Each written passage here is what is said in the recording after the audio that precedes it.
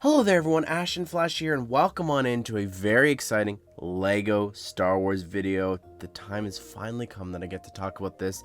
This is set number 75419, the Ultimate Collector's Series Death Star set. It has 9,023 pieces and is going to be retailing for $999.99 USD or $1,299.99 Canadian. Has 38 minifigures and is the first LEGO set to reach this threshold of $1,000. Technically, it's 1 cent below it, so whatever set goes above it will take that title.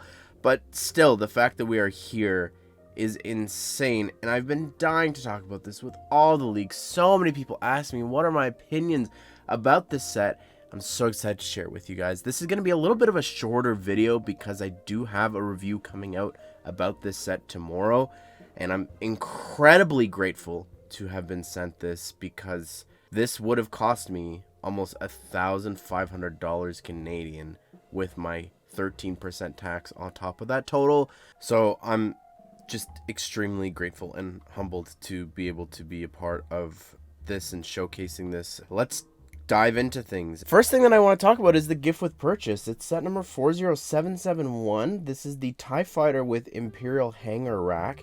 It's 236 pieces. I'm going to assume that it is valued at $19.99 USD or $24.99 Canadian. And you get this when you purchase the Death Star. And it's a very interesting promo. I'm of two minds about this because on one hand, good that it's not something rare that people want, like it's not another lightsaber that people are going to be upset that they have to spend $1,000 to go out and get. It adds something to this set. It says literally on the front, combines with 75419, the Death Star. So it's very interesting that they have this rack that you can attach to the actual build in the hangar bay of the Death Star, and I just think that's really interesting. It comes with a TIE Pilot, which looks great with the side arm printing and everything, but then also two more stormtroopers and this another little small hover build there, which I think is really just simple, and it adds something I think to the hangar. It is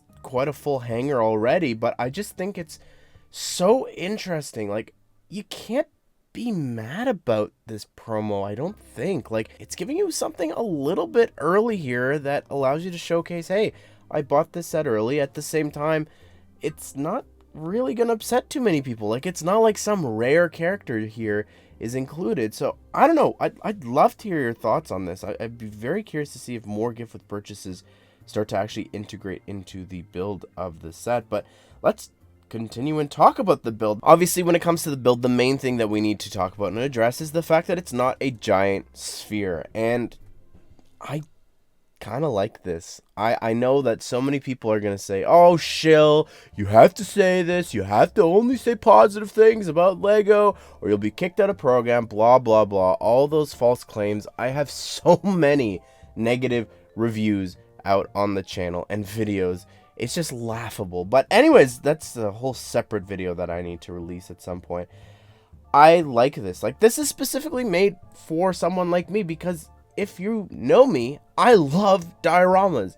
And that is essentially what this is. It is a bunch of dioramas all stacked on top of each other here in the shape of the Death Star. I know it's a little cut out and it would be really cool if it was fully enclosed. But to be honest, this to me is more unique, and I don't know, like this is specifically right up my alley. Like, I really believe that. Like, every little slice of this, I see multiple diorama rooms that we've already had as separate sets, which I just find so fascinating here that it's sort of pointless now for me to have those on shelves if I'm going to be displaying this. We'll start at the bottom and just talk a little bit more about the hangar. I think it looks amazing, especially with the star wall there on the back. I think that looks great. I think the floor with all those stickers and everything, the arrows look amazing, and that shuttle is just incredible. There's even the room to look down onto the hangar bay, which I think is really interesting there, and all of those different panels and stickers I think there look great. You've got 3PO there as well. One of the other things that's really speaking to me is the fact that there is an actual elevator and that it goes through 6 different levels here.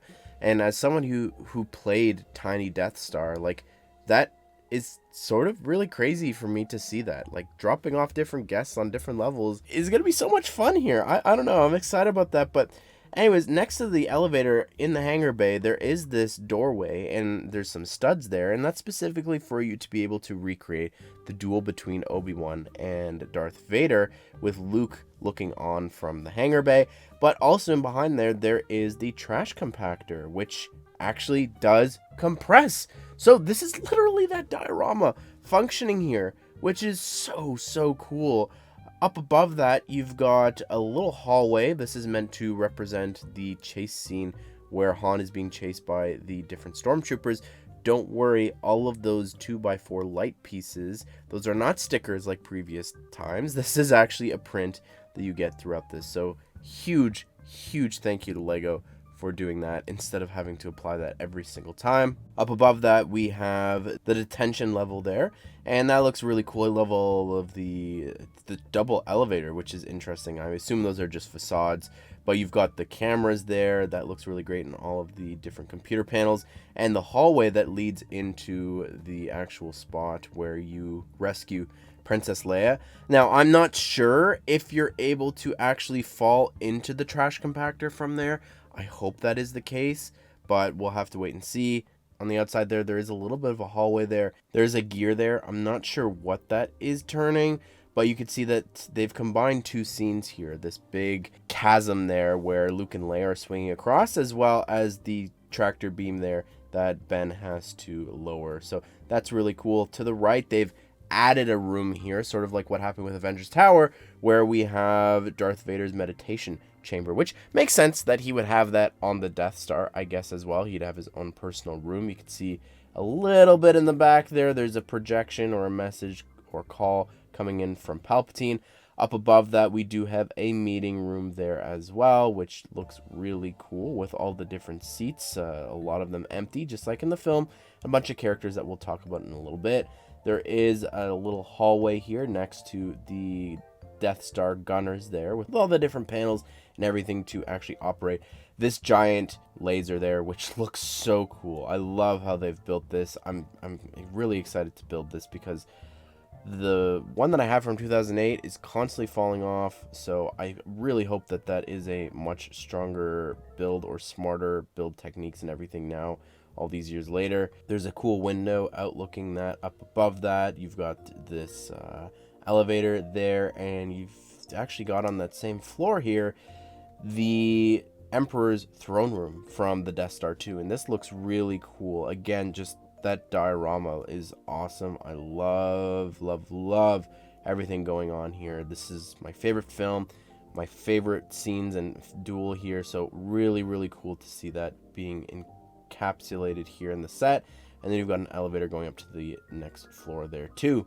One thing I want to mention is that when you spin this around and look at it from the back, you could see it's not the best looking thing. It also unfortunately cannot be hung on a wall, which I was really hoping it could. I thought that would make a really excellent wall display, but it's also really heavy, I'm sure. Look, there's 38 minifigures to go through, and again, I'm trying to keep this short because obviously the review is going to be very long, but we'll go through quickly. Luke Skywalker is a brand new minifigure here in the farm boy outfit. It looks really awesome. I love the leg printing and the torso, the new face, as well as he does have the Stormtrooper outfit included. The Return of the Jedi version of him is included as well. We have Princess Leia without a dress, unfortunately. We have Han Solo, who has a new torso and legs, using the young Han Solo face, which is interesting. He also has a Stormtrooper disguise. Chewbacca's here, same figure that we've gotten before.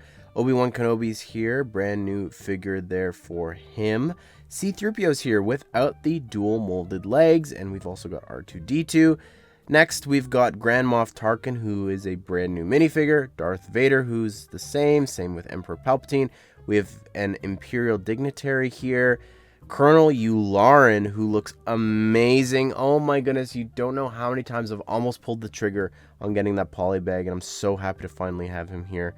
We have Admiral Modi, General Tag, Director Krennic, Galen Erso, which I'll just pause and talk about here. They are actually included and a part of a stand with the UCS plaque. So really cool. They've also got some little references to Rogue One as well. We have 5 DC RA7. There are 6 stormtroopers included, 2 Imperial gunners, 2 Imperial crew members, 2 Imperial Navy troopers, an Imperial Navy officer, and an Imperial shuttle pilot, 2 Imperial guards, R3T6, and then we have here the hot tub stormtrooper from the Skywalker saga. So really crazy that that's being referenced here. There's also a mini kit included as well in the back, as well as some studs. So what a fun little reference here that they are including. I think you definitely could have had a second one included as well. But here's the thing. As much as I like the build for the set, it's the minifigures I think that's holding it back. And I agree with all of the complaints that this needed to be the most detailed versions of each of the characters here.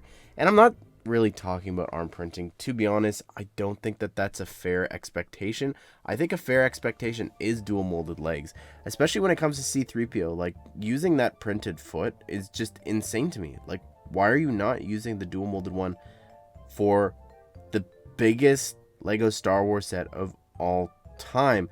And also, the legs for so many of the officers needed to be dual molded. The black boots, it's so common, and that's where I really scratch my head, because I look at that and I'm like, I don't get that. And the same for a bunch of other people here.